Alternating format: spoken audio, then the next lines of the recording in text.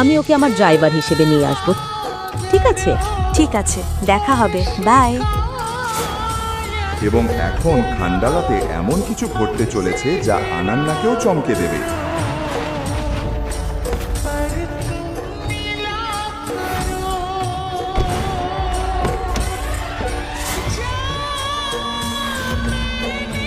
পরের দিন আনান্না অভিনবকে নিয়ে গাড়িতে করে খান্ডালা চলে এলো। হোটেলটা দেখে অভিনবের চোখ বড় হয়ে গেল। তোমার পুরো পরিবারে হয়তো তুমিই একমাত্র যে এত বড় একটা হোটেলের মধ্যে পা রাখার সুযোগ পাচ্ছ।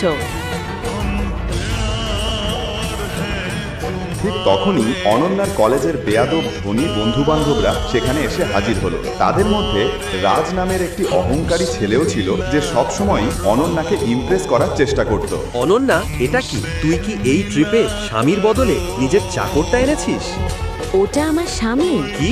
অভিনবের সাধারণ পোশাক দেখে অনন্যার বন্ধুগণ ও তাদের স্বামীরা মুখ বাঁকাচ্ছিল, কিন্তু তাদের ধারণা ছিল না কি ঘটতে চলেছে। তখনই হোটেল ম্যানেজার এসে বলল, এক্সকিউজ মি স্যার, আকরম স্যারের পার্টি সন্ধ্যায়, তাই এখন লাঞ্চ আর ড্রিঙ্কসের বিল আপনাদের তরফ থেকে পে করতে হবে। ওয়েটার যখন মেনু কার্ড নিয়ে এলো, তখন আরিয়ান নামের একটি ছেলে অভিনবকে ফাঁদে ফেলতে ঘোষণা করে, হে সবাই, আজ বিলটা অভিনবই দেবে। আমি এমন কিছুই বলিনি।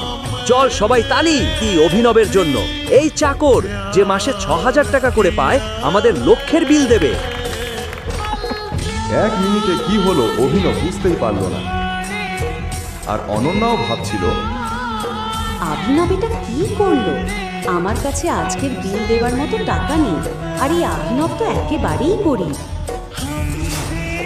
আর হ্যাঁ বন্ধুরা, অভিনব একটি শর্তও রেখেছে। যদি সে আজ বিল দিতে না পারে, তাহলে রাজ অনন্যাকে নিয়ে যাবে। কি? অভিনব, তুমি নিজের সীমানা বজায় রেখে দাও বিট। আমি তোমার জিনিস নই যাকে বাজি রাখা যায়। অনন্য